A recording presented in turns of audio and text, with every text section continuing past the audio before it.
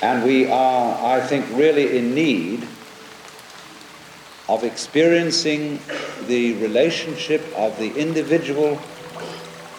to the physical world in a way that is more positive, more constructive, more friendly, more close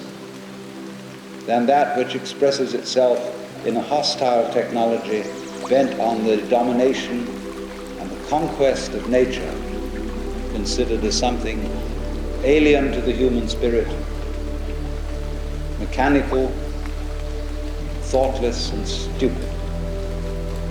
that surrounds us as the mere featureless energy behind the galaxies. If indeed it were possible for many of us to have a sensation of not just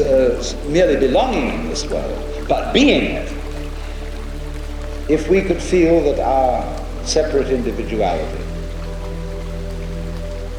is a coming and going expression of what it is that is happening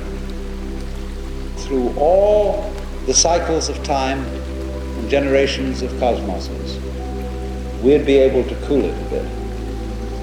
and not be so frantic in our pursuit of survival.